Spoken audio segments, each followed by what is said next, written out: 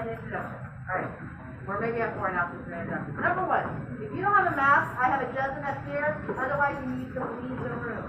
Do you understand? That's number 1. And as part of the mask announcement, many people have come to me and said they're very upset about people not putting masks over their nose and their mouth because you breathe through your nose and your mouth. And so this is not a quarantine if you're not covering your nose. You understand? Right. You guys are not 6-year-olds. I have to say to my 6-year-old all the time. You understand where you breathe through your nose and your mouth? Keep your mask up. We got about 10 more right here.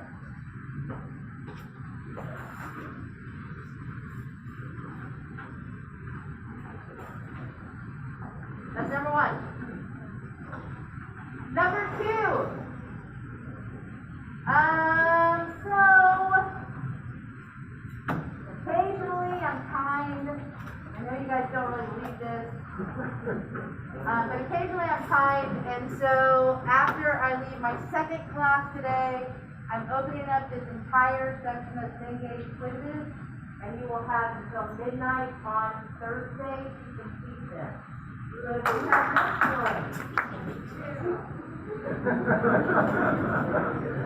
only Eric. He doesn't benefit from this. You guys do, right? So you have until then. Okay? Do you understand? Okay? Midnight on Thursday. At midnight on Thursday. Actually, it's like 12. Actually, it'll be 12 midnight. At 12 o'clock. At midnight. Your exam opens. I moved on to announcement 3. Your exam opens. And it will be open for a full 24 hours. Okay? So, my first announcement was wearing a mask, seriously. My second announcement was that Cengage is open after my second class, so probably by about 1 o'clock. Okay? Until midnight on Thursday if you missed the quiz. You know, if you'd like to do better on one, you have unlimited attempts. Okay? My third announcement is midnight on Thursday, aka 12 a.m. in the morning on Friday, your exam is open for 24 hours. During that 24 hours, this is important, you only have 1 hour to do it. Once you start doing it, you have to finish doing it. For those of you who have extended time, you will see 2 exams pop up in your screen. One of the exams will just say midterm 1 exam. The other exam will say AERC midterm exam. If you would like extended time, you see AERC one, and then you'll have the extended time. Do you understand? Nod your heads up and down. Okay. The exam is open for 24 hours, but you only have 1 hour once you start to complete it. The exam's open for 24 hours, and once you start, how long do you have? 1 hour. Let's try one more time. How long? 1 hour. Look at that. Alright, so you guys know that. Once you open it, you have to finish it. Okay? So get somewhere good, be in your right headspace, etc. I have some more masks down here if you need them. Are you allowed to what? I'm about to do that. You ready? Okay. So the exam itself will have 35 multiple choice questions. These questions will come from lecture, workbook, and Cengage. Okay? The best way to study for the multiple choice question is to go to Cengage and do all the flashcards and the wrap-up exam. I mean, they have like little things. Test yourself.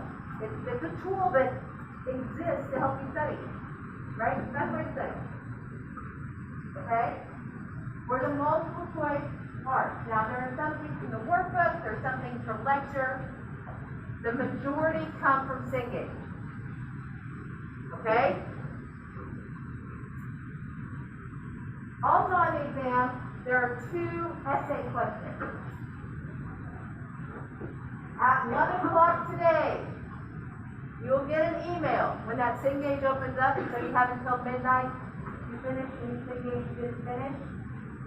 At 1 o'clock today, you will also, they will be posted, and I'll send out an email as well, that has 4 essay questions, 2 of which will be randomly generated for you as your essay question. Okay? The next question might be, hey, could I prepare that in advance? Yes, prepare all 4 of them in advance. Make it A+. It's easier for us to grade if it's awesome. Right? Oh, very, very nice. A+. Right? Okay? Prepare them in advance. Study and prepare them in advance, and then when you take the exam, because you only have how long? 1 hour. Then you have time to type them in and put them where they belong. Okay? I'm giving you 4 possible essay questions. 2 of them will randomly populate in your exam. Yes? Where are the essay questions being posted? Okay, what I said at the beginning was, at what time are the essay questions going to be posted? You guys, what I say? 1 o'clock. Today. Canvas. Thank you. On Canvas and via email, right? Yes. Right? I would go to your lab on Fridays and ask the questions. Right? And then take your exam afterwards. That seems like a smart idea to me. Yeah? For the essay question, is there any answer questions for like your ability or What's there? How do you want to do an essay question? As an essay, right? So it has an introduction, a body, and a conclusion. And let me say that really clearly. An introduction, a body, and a conclusion, because the rubric that we have up gives you points for writing a thesis statement. It gives you points for writing a conclusion. So not a block. An introduction, a body, and a conclusion. Okay? Anything else? Yes.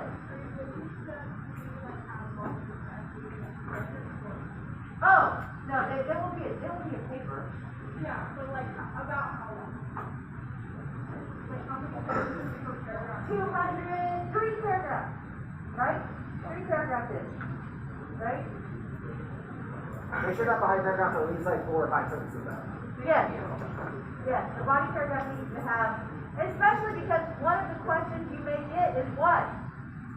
The 5 steps to federal supremacy? You can't possibly write about that and give an example in less than 10 sentences. Right?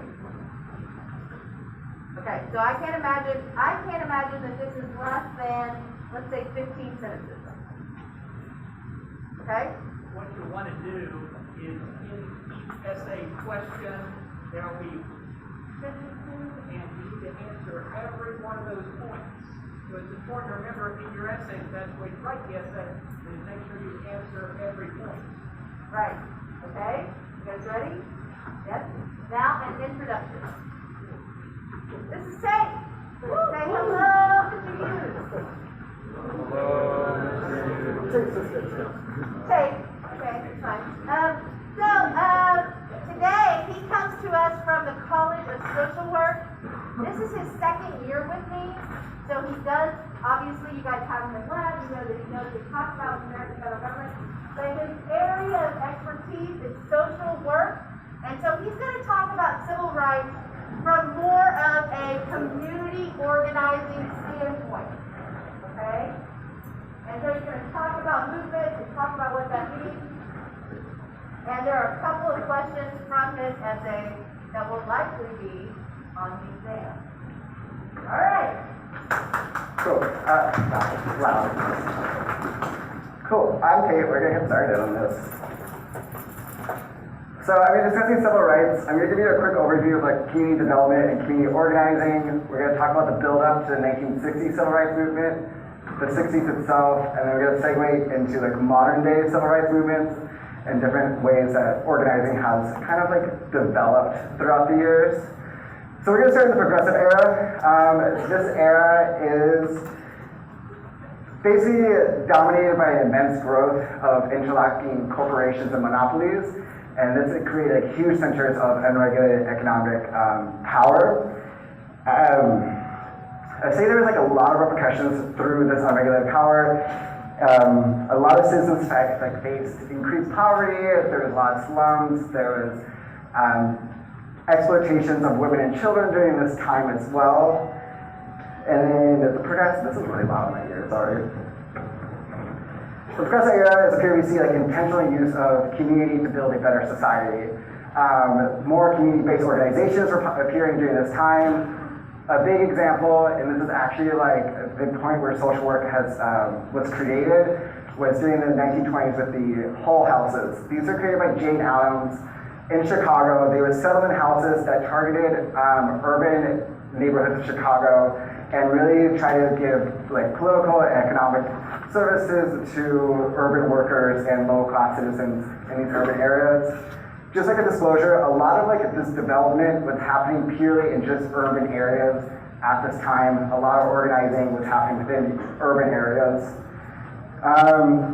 The concept of community development, it has its roots back to the 1900s and between an exchange between Booker T. Washington and W.E.B. Du Bois.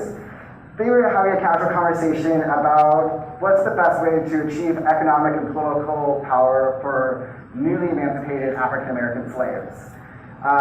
They both advocated for the importance of black business creation and expansion and just really investing in this community as well. This area is really regarded collective action as like a really important tool against segregation and racism. And examples of community organizations that occurred during this time or were created was the National Association for the Advancement of Colored People and the National Urban League as well. And before I continue, just to give you guys, I am throwing out like community development and community organizing words a lot. Just so you know the difference, community development is the process in which community members, they come together, take collective action, and then generate solutions to problems. These could be due to like education, economic, healthcare, anything that affects the community. And then community organizing is a process of individuals who share a community or like a common issue, come together in self-interest and generate solutions. These terms are kind of used interrelated, just so you know as well.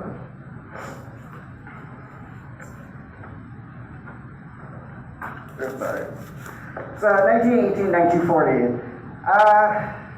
We see a lot of, I guess like discrimination during this time. It was a time where a lot of political and cultural community silenced minorities, women, and the least skilled. This is the time of the Great Depression, which deleted a lot of our community resources, which in turn limited the expansion of community-based services, and capitalism failed during this time. And so one reform solution after another kept failing as well. We see the growing power of the KKK during this time, leading up to the 50s and 60s. During this growing power, the white majority also attempted to discourage any unity between the poor black community and like the poor white Americans as well. They did not want these two groups unifying because there's power in numbers, and they want these two low-income groups to unify and essentially demand change. We also see the 1935 Social Security Act come during this time, and this is really a cornerstone of the U.S. welfare state. It really solidified the government's responsibility to its citizens. And then methods of community organizing became less salient. They became less known during this time period because we were going through this Great Depression. And then we have this guy, Alinsky. He has a few different nicknames. He's known as the father of community development, father of social work. He, during this time, developed a new approach to community organizing. He began to organize people in low-income urban communities. This type of activism is political activist neighborhood work. It was really popular during this time, and it represents a new approach to grassroots organizing efforts. Basically, this approach focuses on giving tools and techniques to communities to bring about change themselves instead of speaking on their behalf.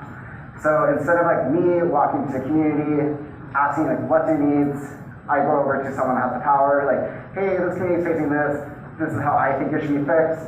Instead, it's giving tools to these communities to empower them to basically establish their own neighborhoods the way they want it to, the way that fits their needs the best.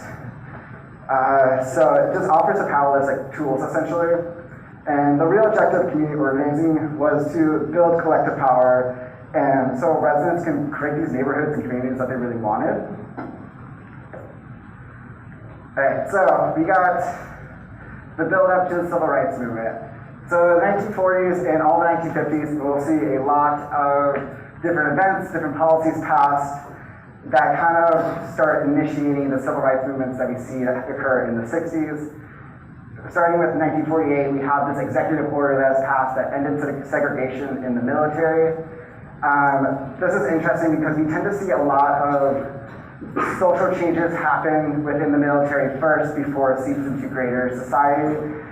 Another example to modern times of this is when in 2016 you saw former President Trump have a trans military ban, and there was a real concern that if trans people being banned from the military, that eventually is going to seep into the society and discourage trans people from being in public places.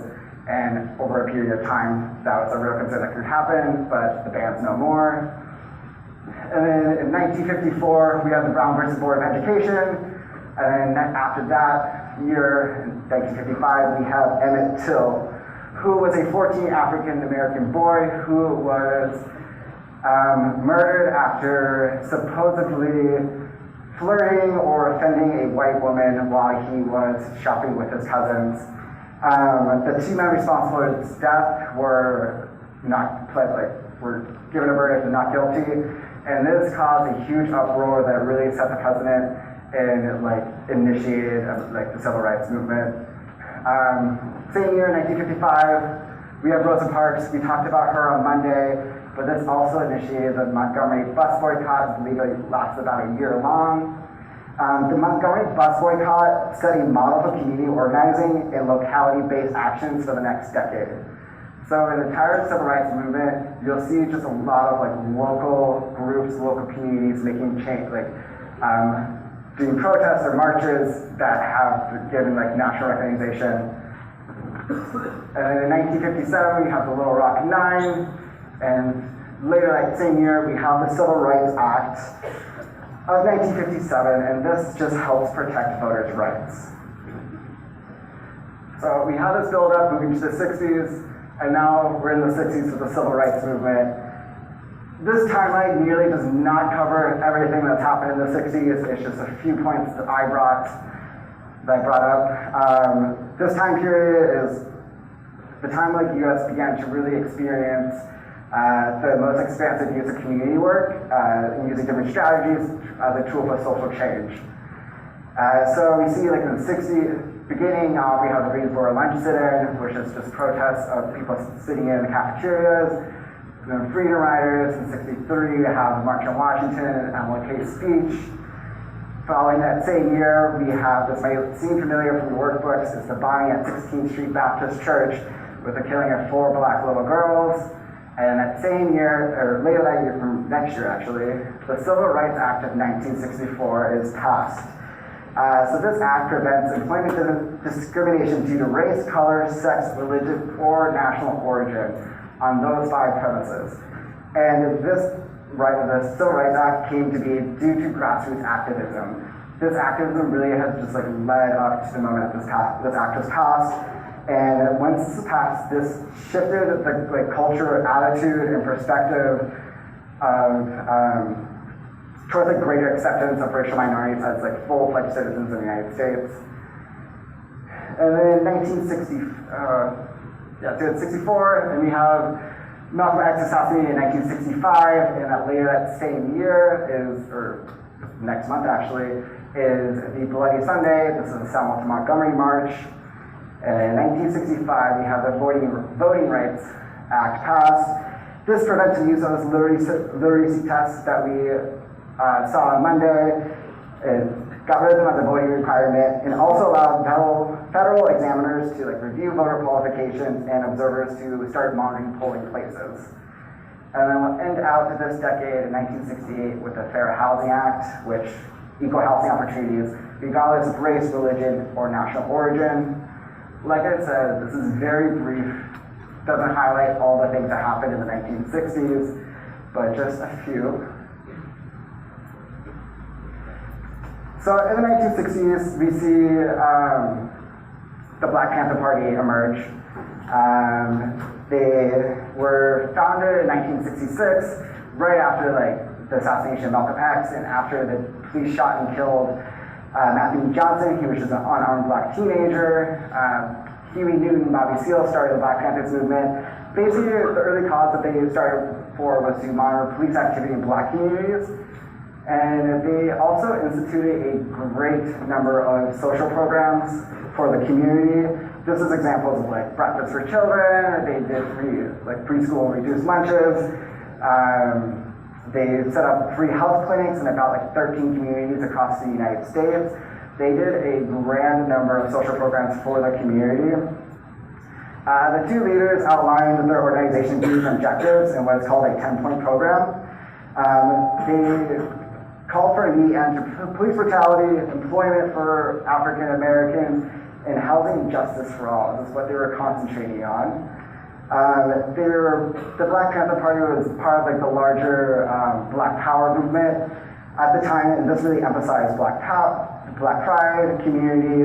They were really under community control and unification of civil rights.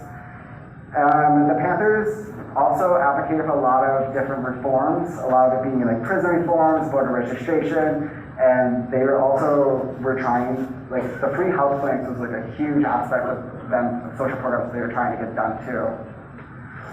But we see, they started in 1966, and unfortunately we see the end of the Black Panther Party in 1982. They ended for a number of reasons. The Black Panther Party had very distinct leaders. They had a hierarchy of power. You just knew who was in charge and everything. But they saw a lot of arrests or assassinations or killings of these leaders. As you see, this is just an example of 3 of them that were either killed or assassinated in the 60s. A lot more that I did not list. There's also a lot of issues of sexism within the party. Black women were very important to this party. They held leadership positions, and most of the local chapters were run by Black women. And these local chapters really focus on community survival programs. They did free food programs. They set up transportation. They did free health clinics I keep mentioning because it's very important because healthcare.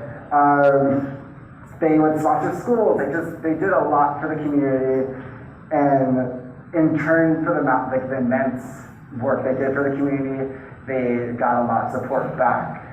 So the more they invested into the community, the more support they had for their party.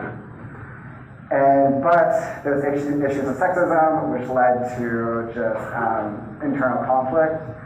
And then even more internal conflict occurred when FBI informants started infiltrating the party. This led to more factioning and internal conflict, which ultimately led the party to end in 1982. So was around for about 16 years. So we had the war on drugs. Sorry. So we're going to fast forward a little bit from the 1960s and we're jumping into the 70s now. On the war on drugs, I'm mentioning this because it does set up a lot of civil rights issues or movements we see today. I just want to preface that I am barely scratching the surface about the war on drugs today. I think this could be an entire class taught about this. We see a lot of repercussions of this being declared to this day. There was a lot of racialized aspects of the war on drugs, and this really decimated Black communities. Examples of these were the crack to powder cocaine sentencing, mandatory minimums, and the 3 strikes laws. There was also an increased police activity in Black communities, and with this all going on, it just became a vacuum for Black activism and community organizing. And we still see a lot of repercussions and issues today that we're still essentially have movements for and organizations fighting for basic civil rights now. So, lean war drugs, we're now going to go into just modern day civil rights movements. And we're going to start with the Black Lives Matter movement. I think it's the biggest one we see going on. We all have experience with it. We all seen it online. Just a little history of it. Black Lives Matter movement started back in 2013 after the acquittal of Trayvon Martin. Did not get more nationally recognized until 2014 after the death of Michael Brown in Ferguson and Eric Garner up in New York. This movement was created by 3 Black women organizers who were wanting to create a Black-centered political will and movement project. They purely just wanted to create a movement. They weren't trying to establish any set programs yet. It was just to discuss what's happening and bring light to what is happening to the Black community. And so this kind of leads into the Black Lives Matter movement is purposely decentralized. There's no hierarchy, there's no official leaders compared to the Black Lives Matter, compared to the Black Panthers movement, where we saw that party have a lot of hierarchy. Can anyone tell me or why you think the Black Lives Matter movement does not have a hierarchy? Does anyone have any suggestions, any ideas? Yeah. The movement's decentralized, it's harder for outside forces to about that. Sorry, can you say that one more It's time? harder for outside forces to shut down the movement because there is no hierarchy that's spread out so we can attack one. So he was saying that it's just harder for outside forces to almost attack or try to take down these organizations. Any other ideas? So yeah. Well, we saw with the Black Panther Party that once the higher ups died or got arrested, it all dissolved. So having it spread out, even if one part falls, the other parts can rebuild it. Yes, exactly. A big part of it was because of that, and the amount of assassinations that happened in the 60s was a grand number of them, and they were trying to prevent that, and those 2 reasons also was a reason behind it too. Good job. So since it's decentralized and there's no hierarchy, there's maybe 40 chapters in the United States, probably more now. We saw the Black Lives Matter movement start as just a hashtag. We were entering this new era of social media activism or hashtag activism. We saw this really increase last year after George Floyd. In May of 2020, this hashtag was used on Twitter 3.7 million times a day. We saw how much activism is taken to the social media online space now. It's really effective to get the message out there quickly. Another example of this movement online will be the hashtag #MeToo. Will be another example of hashtag activism. And then moving on. So another civil rights movement and rights are very current going on is within the LGBTQ community. So I made a little timeline of just LGBTQ rights and the history of them. We'll start in 1966 with the Compton cafeteria riots. Many people don't know that this riot happened before Stonewall, and so this happened in Compton, out in California.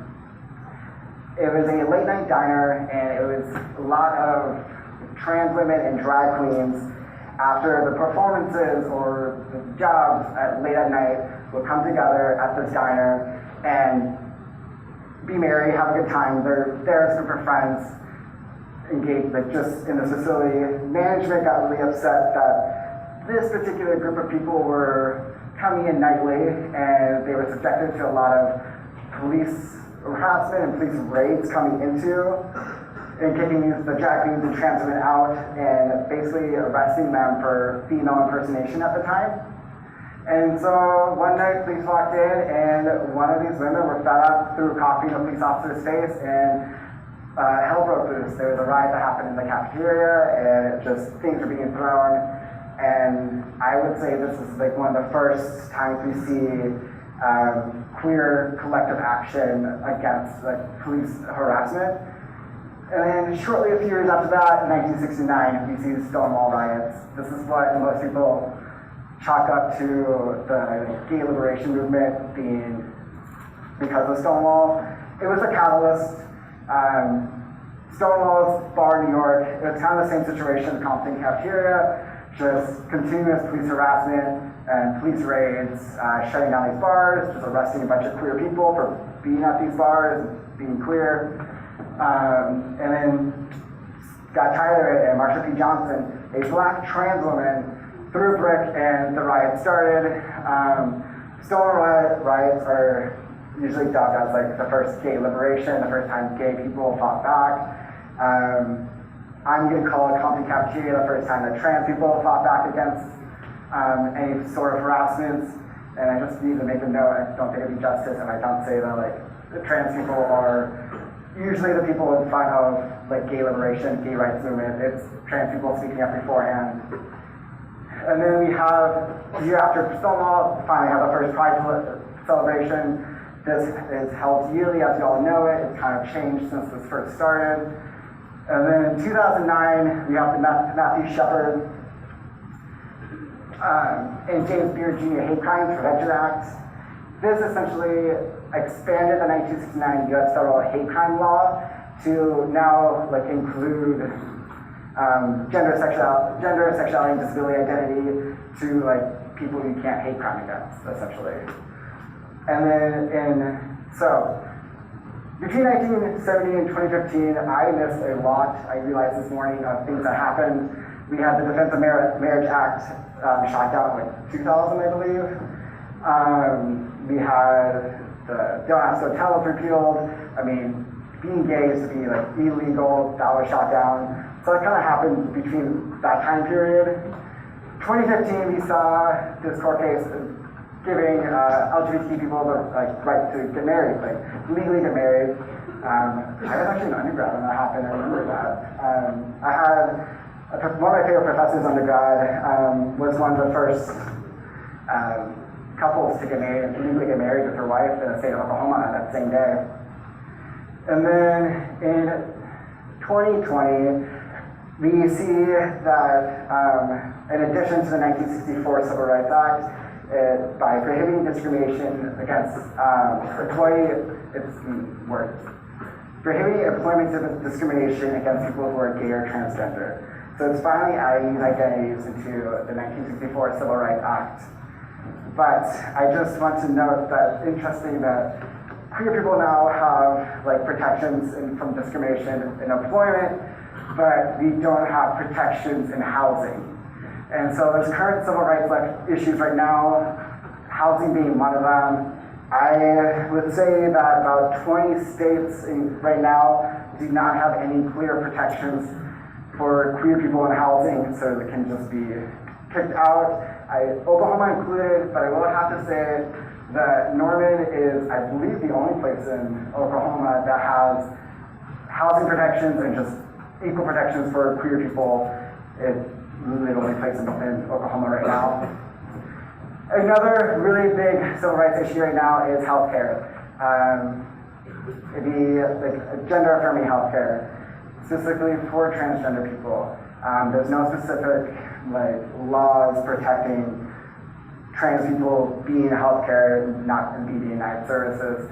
Oklahoma State Medicaid program has no specific details covered about trans people seeking services, which leaves this huge gray area for trans people to walk into a doctor's office.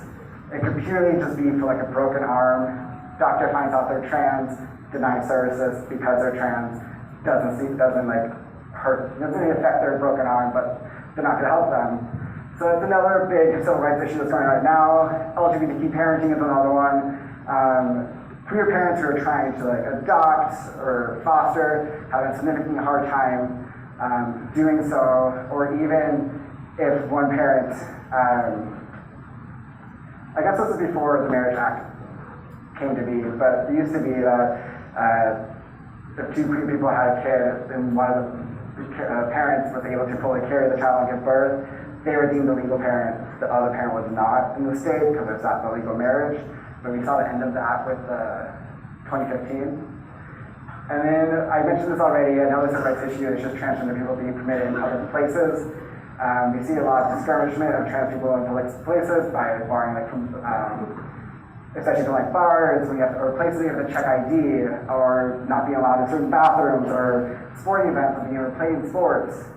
And so it's just barring a lot of trans people from being in public places right now, which is just an issue.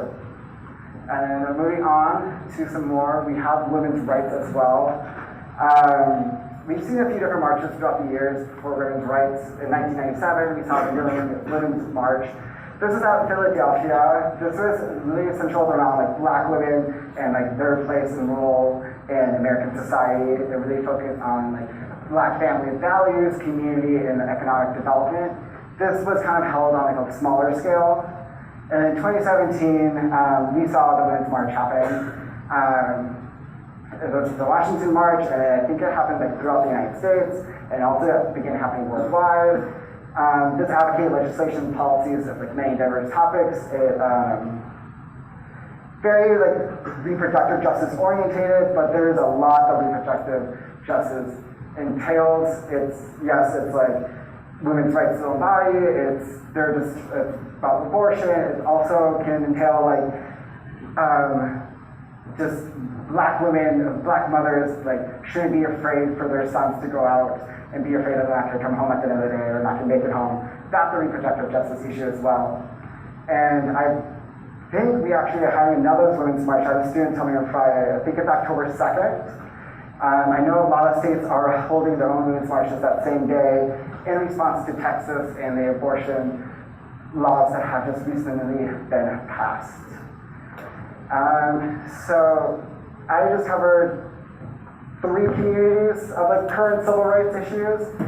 There's like 4 or 5 more communities I did not touch on. We have a lot of we see a lot of civil rights issues right now, especially towards the Asian American community, especially with COVID going on.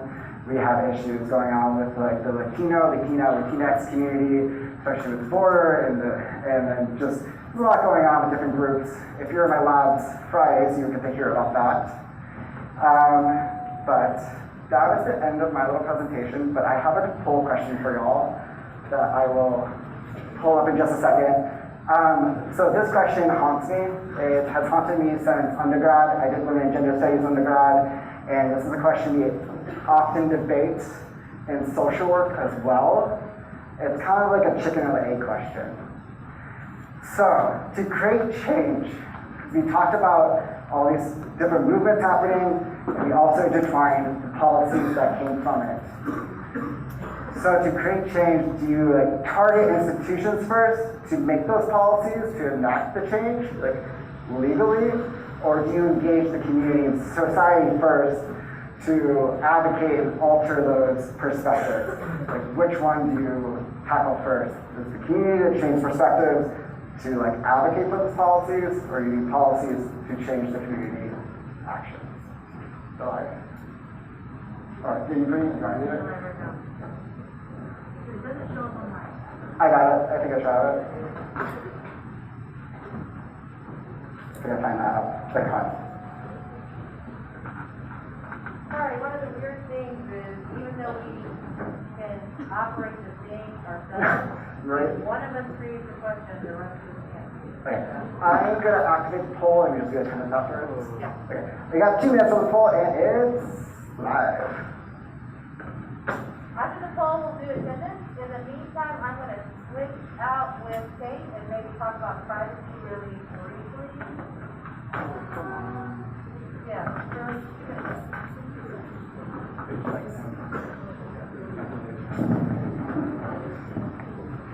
everyone, give Kate a hand.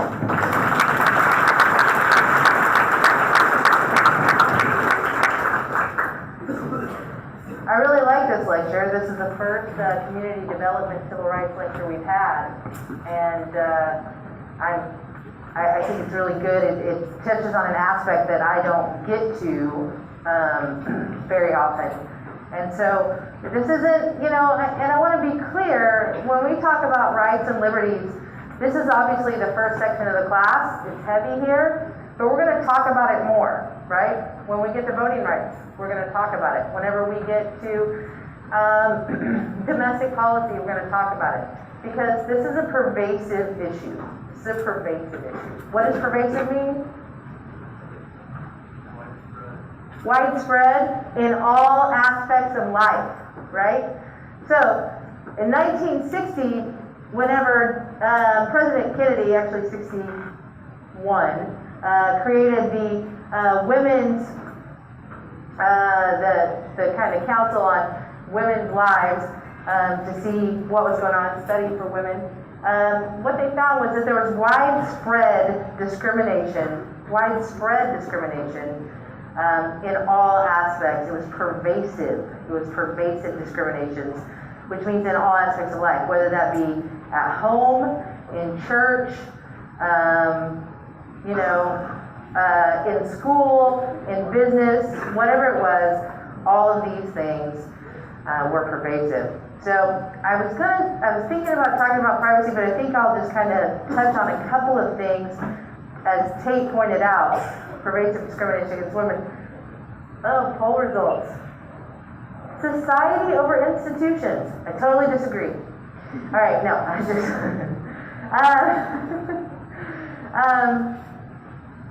You want to take attendance? Yes, we hit attendance. Thank you. Close.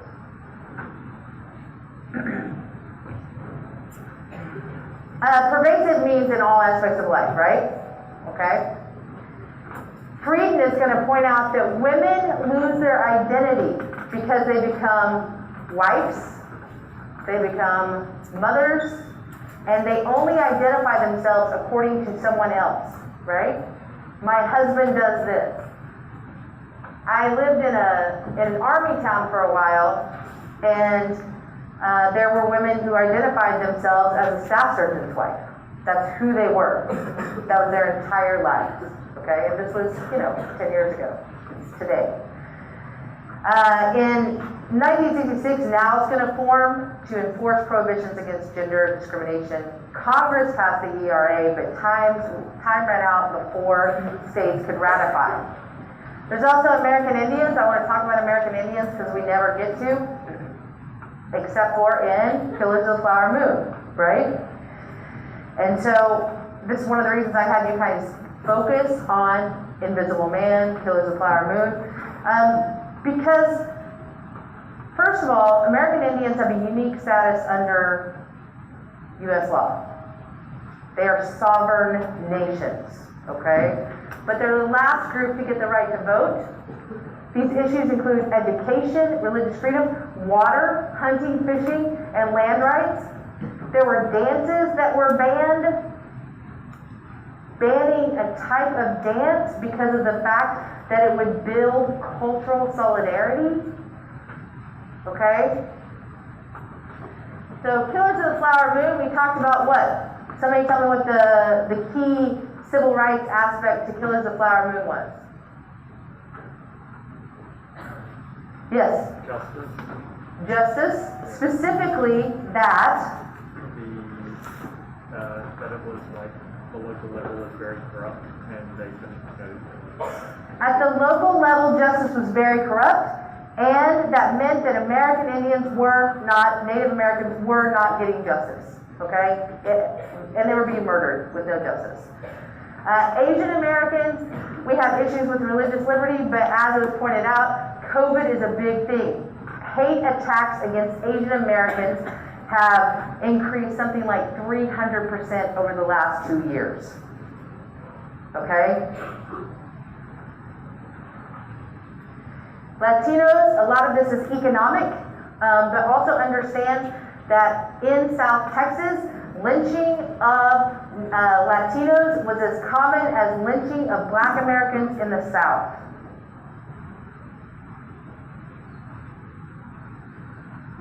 United Farm Workers, we have Cesar Chavez leading a number of boycotts. Remember, boycotts are one of those things that he does, that is one of those things that we use in terms of nonviolent protest.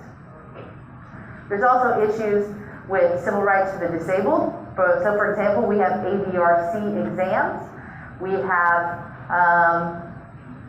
dogs that help us cope in class. We have things that help us if we are hearing impaired or if we are visually impaired, right? Okay? So that the idea is this: if we have a disability, then we are not denied the basic services that other people are denied, right? Affirmative action is something that is a sticking point. I showed a poll in my voting and campaigns when we were talking about attitudes, and what did it say about affirmative action? People in favor? Nobody was in favor. No majority of any group was in favor. Okay? Of color, white, nobody. Okay? This is something that people have a problem with. Basically, the courts have said there are no such thing as quotas, but you can give preference if the purpose is diversity. There's some statutory remedies that matter, but I just want to remind you guys that we have finding ideals without compromise. The Equal Protection Clause is meant to be that. We amended the Constitution. Put it over your nose, please. We amended the Constitution so that we could get to those founding ideals without compromise. Okay? And we could look at equal justice for all. All right.